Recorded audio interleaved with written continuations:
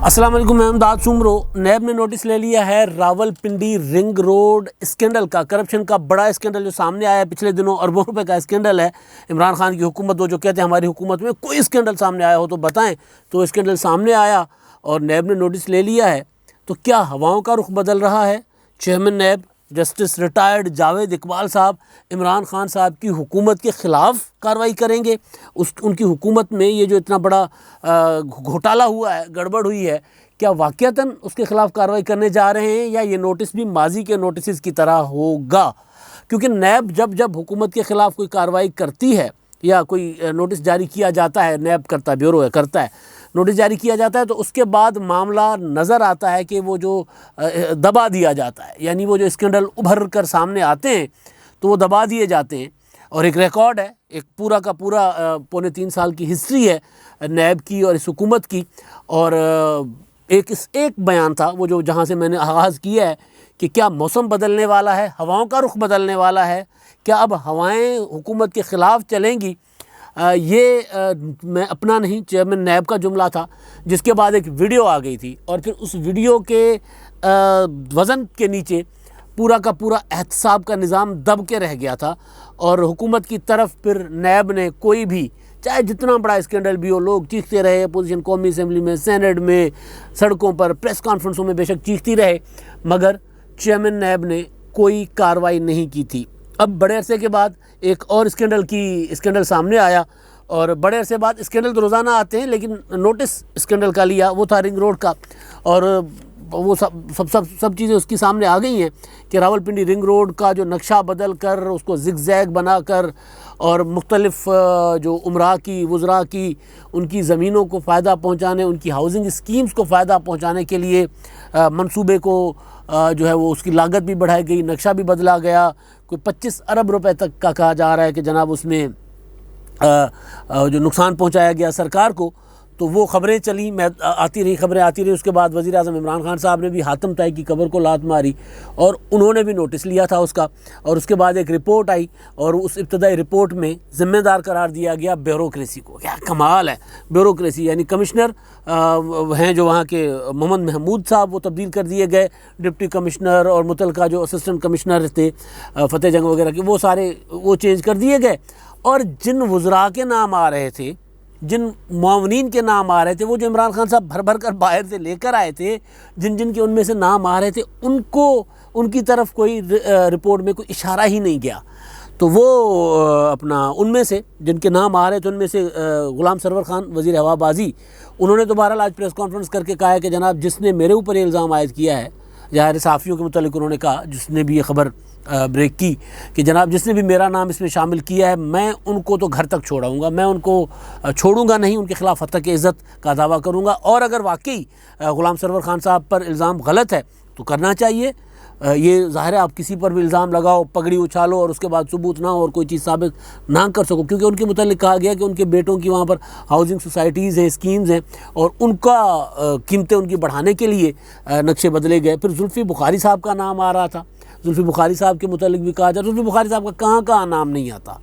मतलब जहाँ पे बात करें वहाँ पर जुल्फ़ी बुखारी साहब का नाम आता है। तो बहरहाल वो जनाब जुल्फ़ी बुखारी साहब का नाम आया, कुछ और शुरफा का नाम आया, वो जो पाकिस्तान को बदलने के लिए बाहर से इमरान खान साहब लेकर आए थे ना, उनका नाम आया।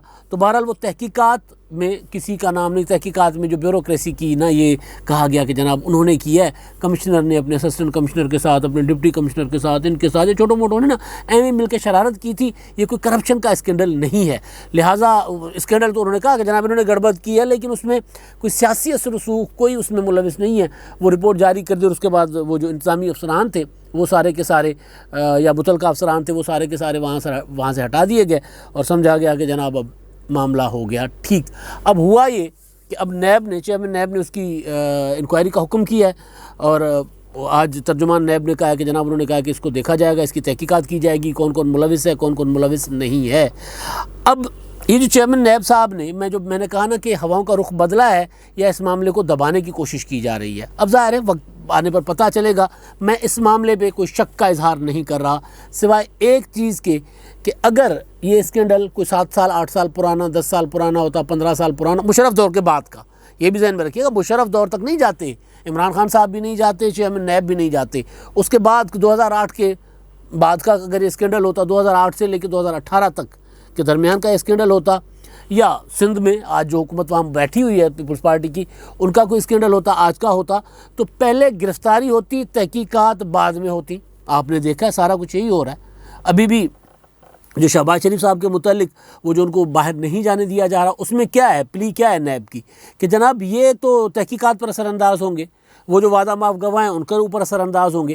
تو یہاں ایک پریس ریلیز آتا ہے سادہ سا، کسی کا نام نہیں آتا.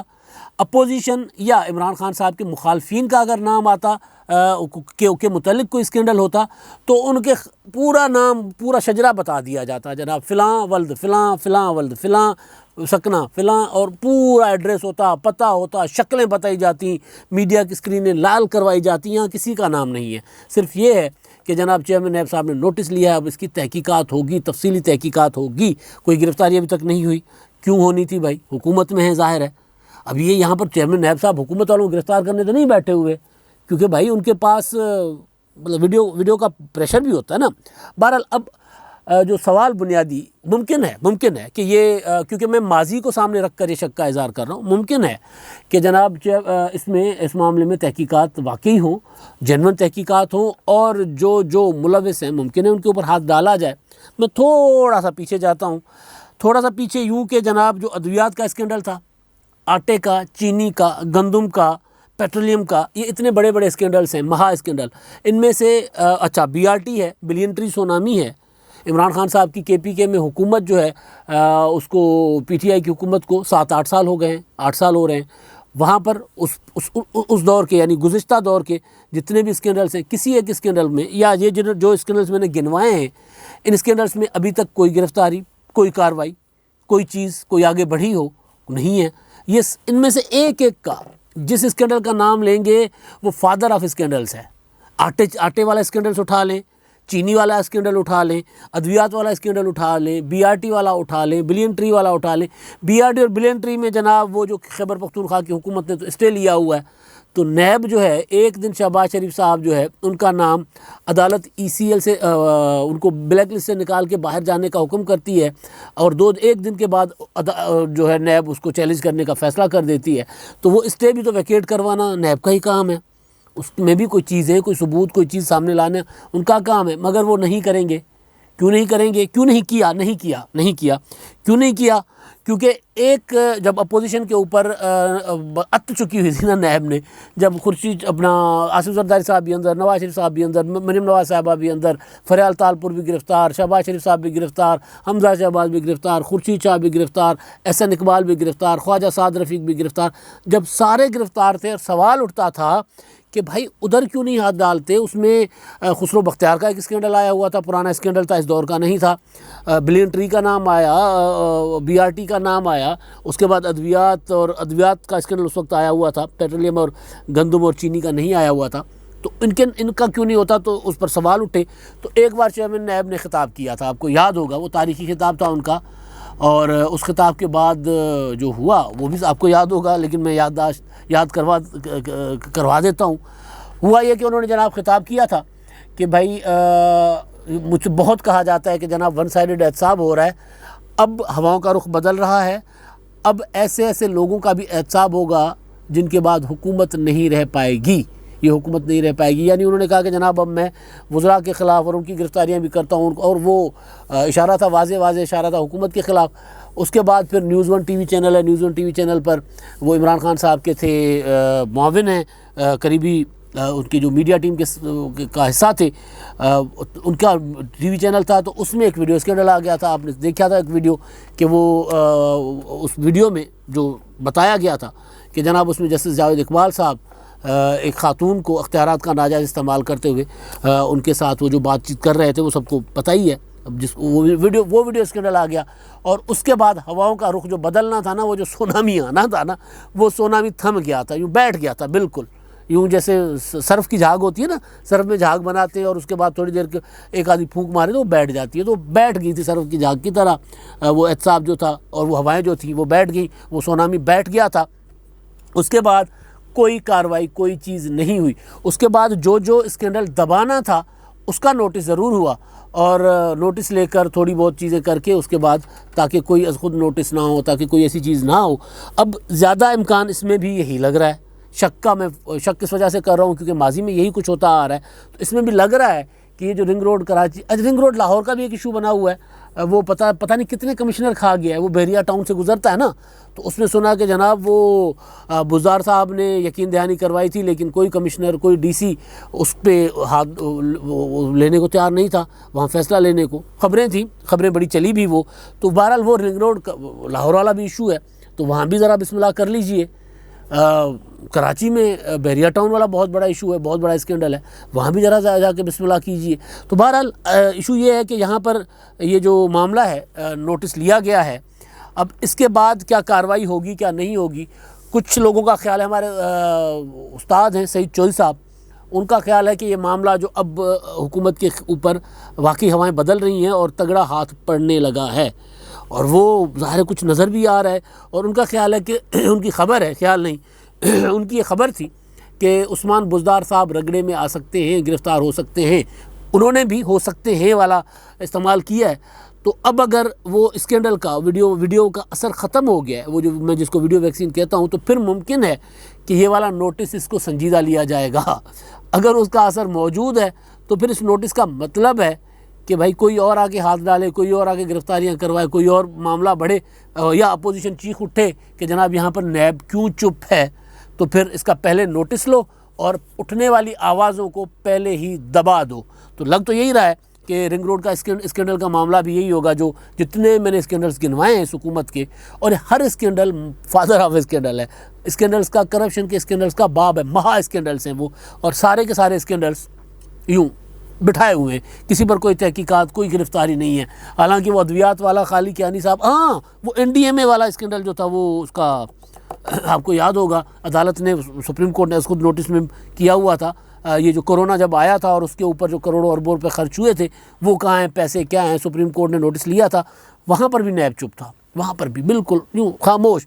تو بہرحال جو ریکارڈ ہے پونے 3 سال کا اس حکومت آنے کے بعد کا، وہ تو یہ کہہ رہا ہے کہ صرف نوٹس ہے، اور یہ نوٹس ہے بھی اس لیے تاکہ کوئی اور آ کر اس معاملے کو تحقیقات کرے اور اصل پردہ نشینوں کے نام سامنے آ جائیں، تو بہتر ہے کہ ذرا چیئرمین نیب صاحب کر لیں تحقیقات کر لیں اس پر، اور تحقیقات کے نام پر معاملہ جو ہے وہ دب جائے، داخل دفتر ہو جائے۔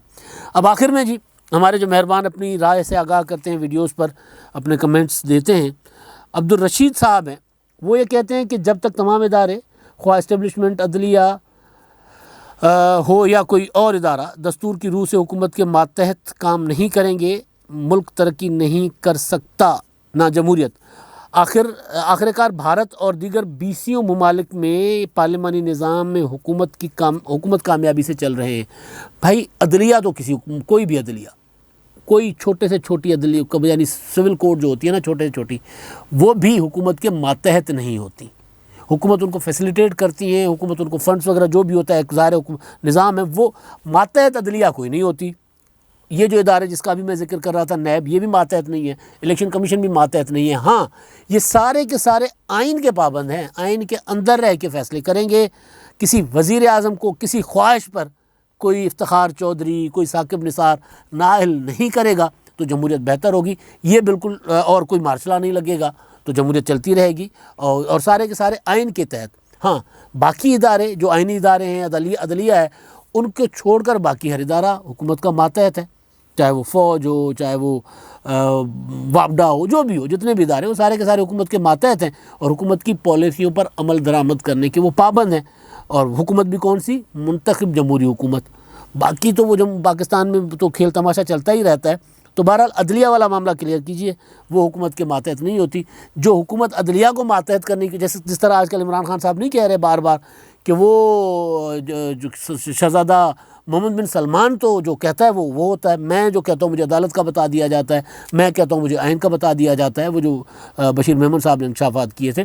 تو وہ عدلیہ جو ہے، حکومت اس کو ماتحت کرنے کی کوشش ضرور کر رہی ہے، عمران خان صاحب کی خواہش ہے، مگر عدلیہ یا دیگر آئینی ادارے جو ہیں وہ حکومت کے ماتحت نہیں ہوتے۔ باقی تمام بشمول فوج حکومت کے ماتحت ہیں، اور حکومت کے حکم کے تابع بھی اور جمہوری حکومتوں کے تابع رہیں گے، آئین اور قانون کی بالادستی کو تسلیم کریں گے، پارلیمنٹ کی بالادستی کو تسلیم کیا جائے گا، اس کی سپرمیسی کو تسلیم کیا جائے گا، تو ملک ترقی کرے گا اور جمہوریت بھی پنپے گی اور معاشرہ بھی بہتر سے بہتر ہوگا۔ اب تک کے لیے اتنا ہی، اللہ حافظ۔